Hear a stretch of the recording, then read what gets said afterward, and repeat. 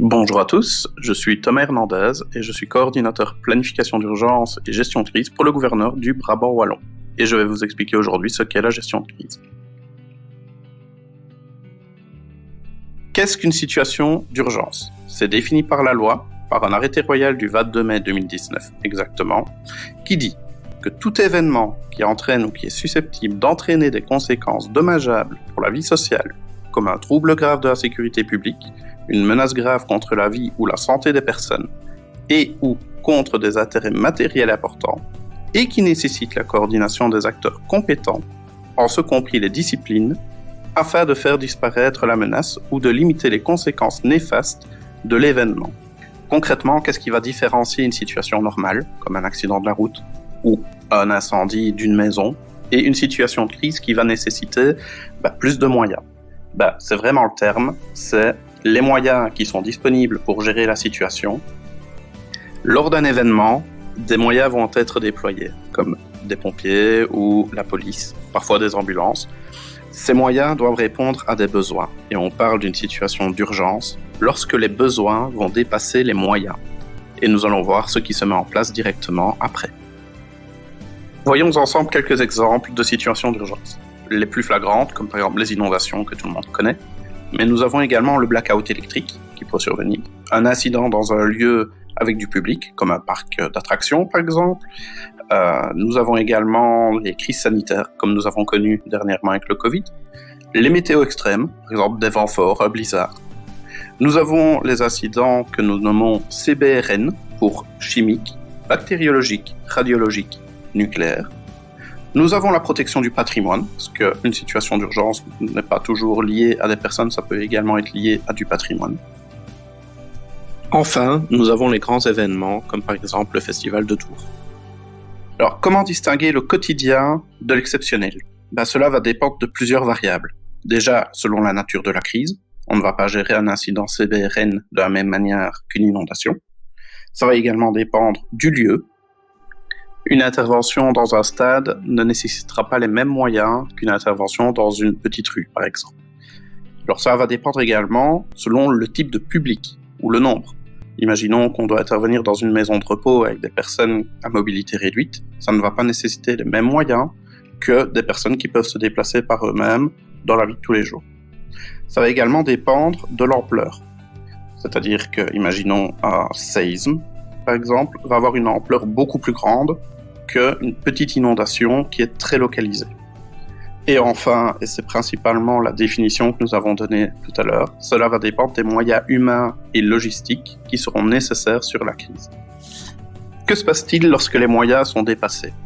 Lors d'un incident, les pompiers vont très vite arriver sur place, vont se rendre compte de ce qui arrive, et vont faire appel à leurs collègues de la police et des services médicaux. Ils vont faire ce qu'on appelle une coordination capot, qui s'appelle comme ça parce que c'est fait sur le capot de la voiture, et vont se rendre compte des moyens qu'ils ont à disposition et des besoins qui vont être nécessaires. Si jamais ils se rendent compte que les besoins vont être dépassés ou sont déjà dépassés, ils vont téléphoner à l'autorité compétente pour déclencher ce qu'on appelle une phase. Cette phase, elle démarrera au plus bas au niveau communal et sera gérée par le bourgmestre. Imaginons que les moyens sont dépassés parce que ça prend une trop grande ampleur ou que la nature de l'incident est trop grande. Nous passerons alors en phase provinciale, qui sera gérée par le gouverneur de province. Et si nous montons encore en puissance que les moyens sont toujours dépassés, nous passerons alors en phase fédérale, qui sera gérée par le ministre de l'Intérieur. Imaginons que les moyens sont légèrement dépassés, mais pas suffisamment, alors peut se mettre en place ce qu'on appelle la coordination opérationnelle, qui est, au sens propre, le niveau le plus bas avant une phase communale. Cette coordination opérationnelle va être gérée par le plus haut gradé des pompiers sur place, qui va prendre le rôle de directeur du poste de commandement opérationnel. Ce directeur, nous allons l'appeler le DIR PCOPS. En planification d'urgence, on aime gagner du temps et inventer plein d'acronymes. Ce DIR PCOPS va s'entourer de 5 disciplines.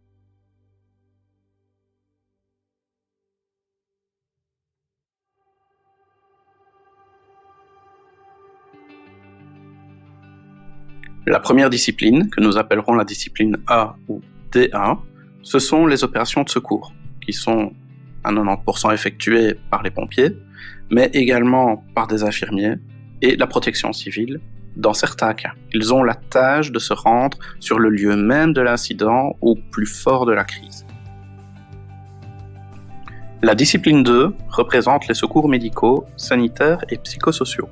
C'est-à-dire que nous allons avoir des médecins qui vont arriver sur place, nous allons avoir des infirmiers, des brancardiers, mais également des services psychosociaux, donc des assistants sociaux, du CPAS, on va avoir des psychologues qui peuvent arriver, et on va devoir gérer également l'aspect sanitaire. La discipline 3, qui représente les missions de police, va avoir la tâche de sécuriser les lieux et de protéger les personnes, aussi bien en dehors du périmètre que les personnes qui sont à l'intérieur. La discipline 4 représente les missions d'appui logistique. Elle va être représentée selon la phase qui est déclenchée. Au niveau communal, ce sera souvent représenté par le service travaux.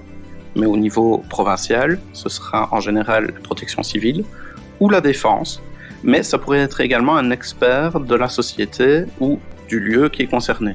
Dans votre cas en tant que directeur d'école, c'est ici où vous pourriez intervenir.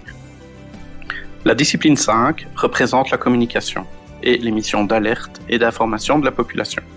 Sur le terrain, la personne chargée de communication va surtout guider, par exemple, les journalistes qui vont se présenter sur les lieux, pouvoir recenser les informations et les renvoyer au comité de coordination que nous verrons plus tard.